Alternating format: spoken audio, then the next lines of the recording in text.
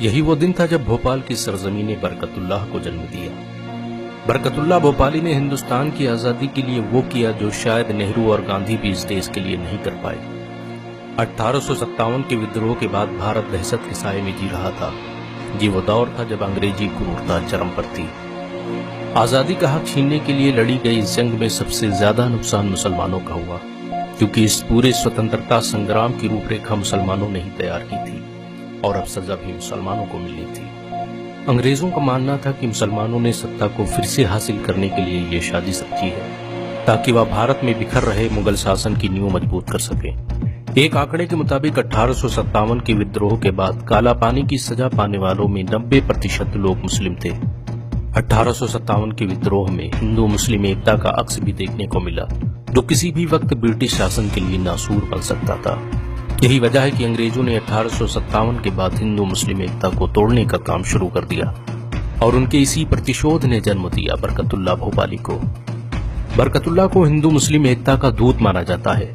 उनका मानना था कि हिंदुस्तान उस वक्त तक आजाद नहीं हो सकता जब तक यहाँ पर रहने वाली दो कौमें एक न हो जाए। बरकतुल्लाह भोपाली ने न सिर्फ हिंदू और मुसलमानों को एक करने की कोशिश की, बल्कि उन्होंने भारत की आजादी के लिए अमेरिका, रूस, जापान, तुर्की इत्यादि देशों का सफर भी किया।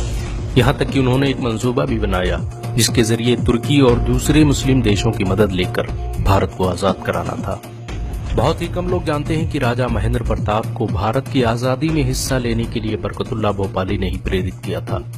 अपने अफगानिस्तान प्रवास के दौरान उन्होंने राजा महेंद्र प्रताप और उबैदुल्ला सिंधी को एक फौज बनाने का काम सुपुर्द किया। ये वही फौज थी जिसे आज आजाद हिंद फौज के नाम से जाना जाता है।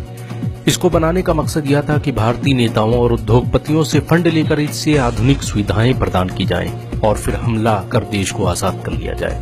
आजाद हिंद फौज का असल हेडक्वार्टर मदीना मुनव्वरा था, बाकी काबुल, कुस्तुनतुनिया और तेहरान में थे। प्रथम विश्व युद्ध के दौरान बरकतुल्लाह भोपाली और राजा महेंद्र प्रताप ने मिलकर बर्लिन में अंग्रेजों के खिलाफ जबरदस्त प्रचार किया। यहाँ तक कि वह जब 5 अप्रैल 1915 को बर्लिन से रवाना हुए तो बर्लिन कमेटी के सदस्य और शासक उन्हें छोड़ने सरहद तक आए। बरकतुल्लाह भोपाली का सबसे बड़ा काम हिंदुस्तान की पहली खुद मुख्तार हुकूमत का ऐलान करना था। 1915 में अफगानिस्तान आने के बाद उन्होंने वहां के शासक अब्दुल रज्जाक और राजा महेंद्र प्रताप के साथ मिलकर 1 दिसंबर 1915 को भारत सरकार की स्थापना का ऐलान कर दिया। काबुल में स्थापित की गई सरकार में राजा महेंद्र प्रताप को राष्ट्रपति, बरकतुल्लाह भोपाली को प्रधानमंत्री, मौलाना उबैदुल्ला सिंधी को गृह मंत्री, मौलवी मोहम्मद बशीर को सेनाध्यक्ष, मोहम्मद अली को राजनयिक बनाया गया।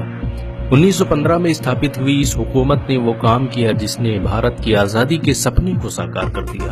अफसोस, भारत जिस वक्त आजाद हुआ उस वक्त बरकतुल्लाह भोपाली इस दुनिया को अलविदा कह चुके थे। मरने से पहले बरकतुल्लाह भोपाली के आखिरी अल्फाज यही थे कि मैं तमाम उम्र अपने वतन की आजादी के लिए जद्दोजहद करता रहा। ये मेरी बड़ी खुशकिस्मती थी कि मेरी ये जिंदगी मेरे प्यारे वतन के काम आई। आज इस जिंदगी से रुखसत होते हुए जहां मुझे इस बात का अफसोस है कि मेरी जिंदगी में मेरी कोशिशें कामयाब नहीं हो सकी, वहीं मुझे इस बात का इत्मीनान है कि मेरे मुल्क को आजाद करने के लिए लाखों आदमी आगे बढ़ाए हैं जो सच्चे हैं, बहादुर हैं, जाबाज हैं।